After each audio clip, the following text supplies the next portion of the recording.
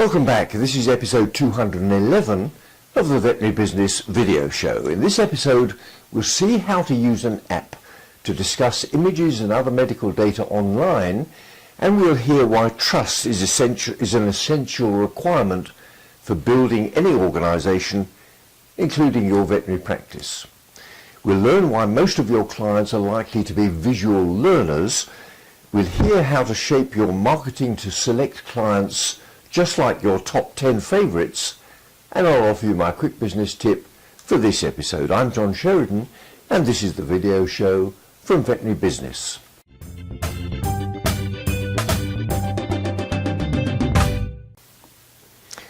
I've recently treated myself to an iPad mini tablet, partly so that I can keep up with my grandchildren who tell me about some of the hundreds of apps which I could download if I were minded to do so. One I've come across is called BLRT and is described as a mobile collaboration app that allows you to talk, point and draw over images, documents and web pages. Here's a clip in which Jeff Wilson, a vet and founder of the Vet Love veterinary practices in Brisbane, describes how he and his colleagues use BLRT to discuss images, X-rays and other medical data with vets in other practices without the need to schedule a meeting or struggle to find the time to contact each other on the phone.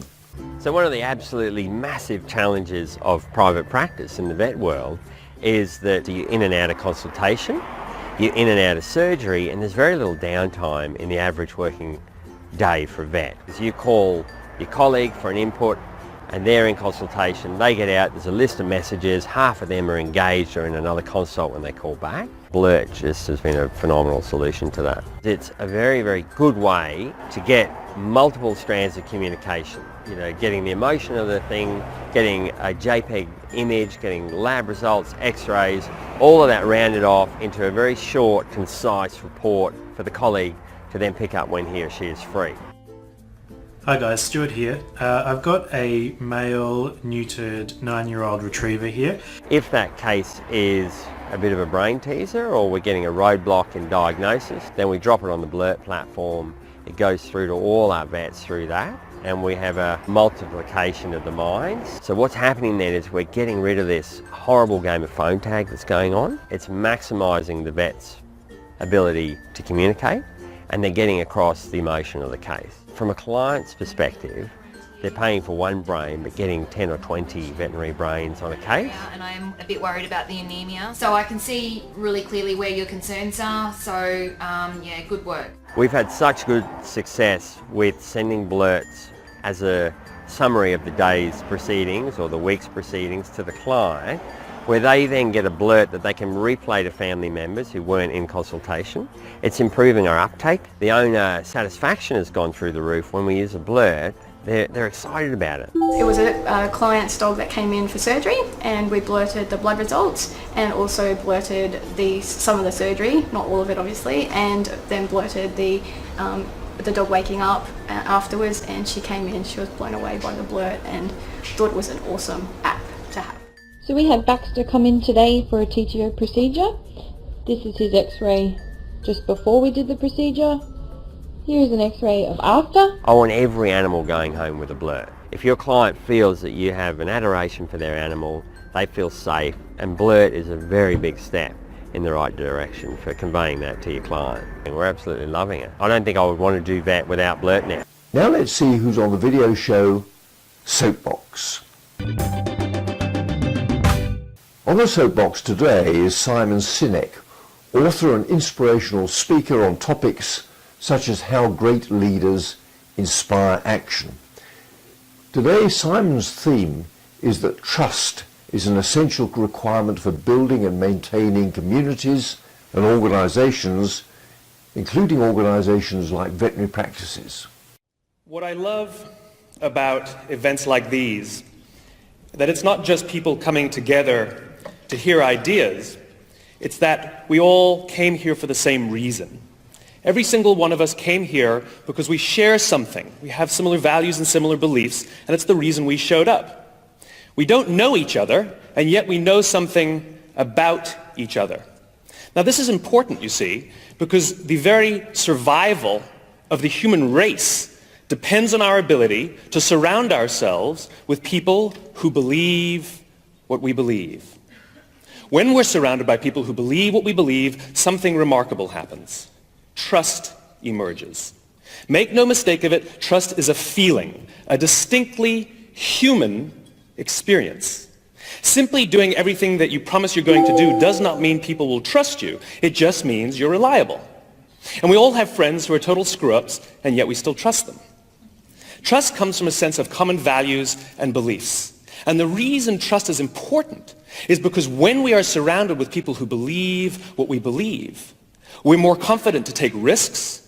We're more confident to experiment, which requires failure, by the way. We're more confident to go off and explore, knowing that there is someone from within our community, someone who believes what we believe, someone we trust and who trusts us, will watch our back, help us when we fall over, and watch our stuff and look after our children while we're gone. Our very survival depends on our ability to surround ourselves with people who believe what we believe. Then why do we do it differently at work? Why are we so preoccupied with someone's resume and where they've worked and what they've done for our competition, and yet we never think to consider what they believe, where they're from? How can we trust them? How can they trust us? The problem with most organizations, believe it or not, whether it's a community or a culture, what's a community, what's a culture? It's a group of people with a common set of values and beliefs, right? What's a nation? It's a group of people with a common set of values and beliefs. And the single biggest challenge that any culture or any organization will ever face is its own success. When an organization is founded, all organizations are founded on the same basic principles. There's some sort of measurement. It's often money, but it can be anything. And then there's time. And when an organization is founded, what they do and why they do it are inextricably linked. There are usually some founder or some small group of founders that are able to put their vision into words, and their passion inspires others to come and join them in pursuit of something greater than all of themselves. And they trust their guts and off they go, and it's an amazing experience. The problem is, as they grow, as what they do becomes more successful, they can no longer rely on themselves. They have to now hire somebody who hires somebody who hires somebody who hires somebody who hires somebody who has to make a decision. Based on what? And what they do starts to grow, that metric. The problem is, why they do it starts to go fuzzy. And this is the biggest single challenge any organization will face. It's this thing right here, the thing that I call the split. Symptoms of the split inside an organization are when stress goes up and passion goes down. Now for a tip from the top in the business world of veterinary practice. Did you know that 65% of people are described as visual learners? So if, for example, you have a client who is a visual learner, you need to use models, photos and illustrations when you're trying to explain their pet's condition and the treatment that they need. In this clip, Wendy Myers offers some advice about creating photo books and digital slideshows so that your team can guide those decisions and help pets to receive the dental treatment, for example, that they need. Did you know that 65% of people are visual learners? When explaining pets' dental procedures, show clients behind-the-scenes photos so they can make educated decisions. Pet owners may imagine their pets' procedures like their own dental experiences. Open up and say, ah. Because pets need general anesthesia, explain the steps of the procedure and your comprehensive professional care.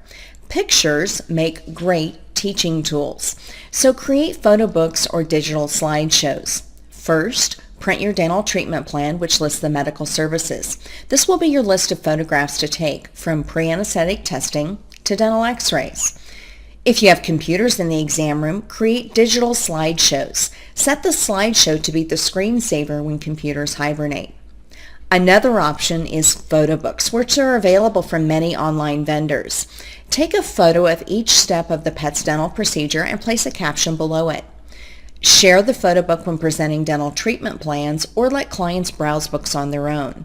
Place a dental photo book in each exam room and in your lobby. When pet owners understand the quality of professional dental care that your hospital provides, you'll guide decisions and help pets get needed dental treatments.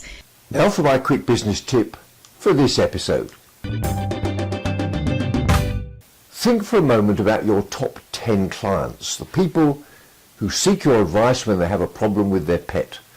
They listen to what you have to say, they accept your advice, they implement the procedure, treatment or advice that you offer, and are happy to pay promptly for your services.